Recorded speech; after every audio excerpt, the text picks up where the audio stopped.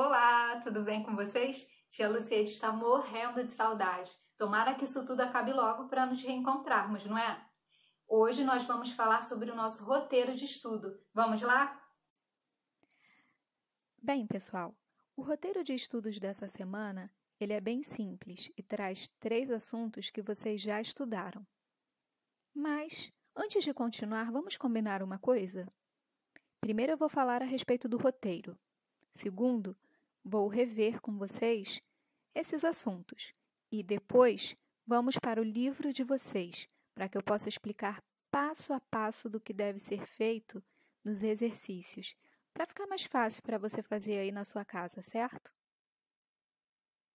O nosso roteiro tem início lá na página 64, com exercícios sobre os usos da letra R. Separei também um link de uma videoaula, caso você ainda possua alguma dúvida sobre o tema. Depois, iremos para a página 67. Lá, vamos encontrar um exercício sobre comandos. Só que os comandos vão aparecer um pouquinho diferente do que você viu em sala de aula. Por isso, vou explicar como o exercício deverá ser feito, certo? Em seguida, iremos para a página 106. Na página 106, teremos um exercício sobre sequência narrativa da fábula. Separei também uma videoaula para que você assista no canal Eleva, que fala sobre o assunto. E, para tudo não ficar muito sério, eu trouxe o link de um jogo sobre os usos do R, para você brincar e testar os seus conhecimentos. Bem, conforme combinado, vamos rever os conteúdos. Vamos iniciar com os usos do R. O RR nunca, jamais aparece no início da palavra. Essa é uma regra de ouro do uso do R, hein? Veja, rato com R só e não rato com 2 R's. Roda com R só e não roda com 2 R's. Usamos RR no meio de palavras entre vogais. Aqui, dizemos que o R tem som forte. Veja, carro, ferrugem. Já entre uma consoante e uma vogal, usamos um R só. Exemplos: abraço, branco, consoante, vogal, consoante, vogal. Tudo ok? O R, um R só, pode aparecer entre 2 vogais também. Só que nesse caso, vamos dizer que ele tem o som brando, ou seja, o som fraco. Veja, amarelo, arara, diferente do RR, que tem o som forte. Lembra da palavra que vimos anteriormente? Carro. Olha a diferença. Bem, espero que vocês não esqueçam essas regrinhas aí do uso do R. Tá ok, pessoal? Gente, o segundo conteúdo que combinamos de rever eram os comandos, lembram? Comandos são aquelas palavrinhas que nos dão ordens ou sugestões do que deveremos fazer. Vamos ver algumas dessas palavrinhas?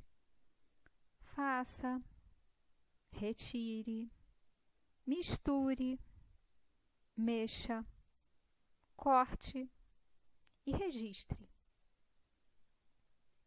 Lá no início do nosso livro, estudamos os comandos através de receitas. Trouxe aqui uma receita para que a gente possa achar os comandos dela. Vamos lá? Os comandos não estão nos ingredientes, estão aqui no modo de fazer, certo? Derreta, reserve, misture, acrescente, mexa, junte, distribua, leve. Vocês lembram disso? Agora, vamos ver os comandos em um outro gênero textual, as instruções. Veja aqui os comandos das instruções de como brincar de amarelinha. Olha como está diferente. Deve ser desenhada. Deve jogar. Pular. Resgatar. Estão vendo como essas palavrinhas aparecem de formas diferentes dependendo do tipo de texto? Lembraram agora o que são os comandos? O último assunto que iremos rever são fábulas. Relembrando, a fábula é uma história curta.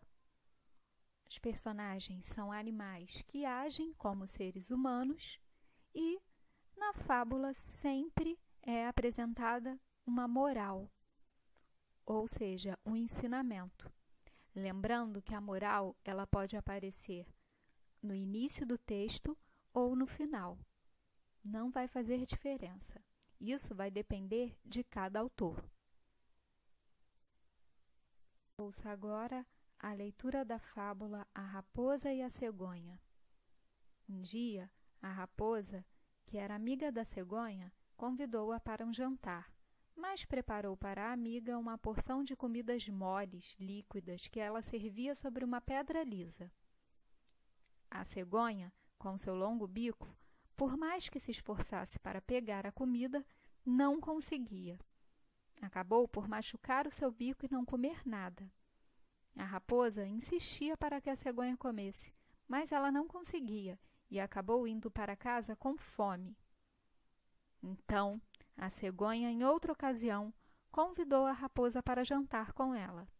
Preparou comidas cheirosas e colocou em vasos compridos e altos, onde seu bico entrava com facilidade, mas o focinho da raposa não alcançava. Então foi a vez da raposa voltar para casa desapontada e faminta. Moral: não faça aos outros o que não quer que lhe façam.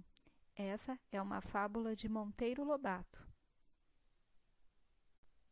Bem, na semana passada nós falamos um pouco sobre a sequência narrativa da fábula.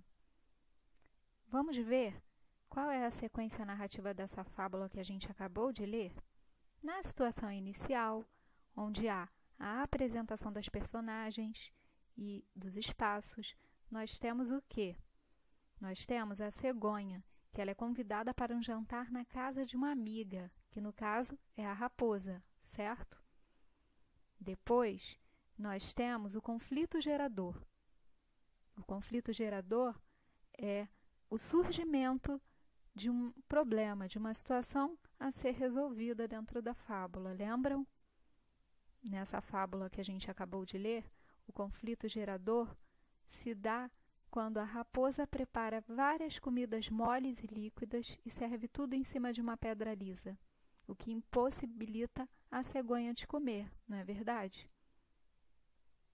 Depois, nós temos o desenvolvimento, que mostra o que as personagens fazem para resolver esse conflito.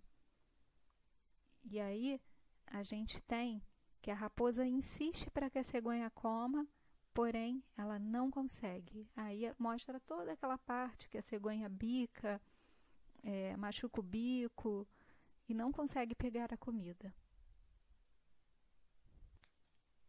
Na nossa sequência narrativa, nós temos também a complicação, que é o momento de maior tensão no texto. E aqui acontece quando a cegonha convida a raposa para jantar e coloca a comida em vasos compridos e altos, o que impossibilita agora a raposa de comer, né? E, por último, nós temos a solução do conflito, que é o desfecho da fábula, que no caso foi a raposa indo para casa desapontada e faminta. Não é verdade?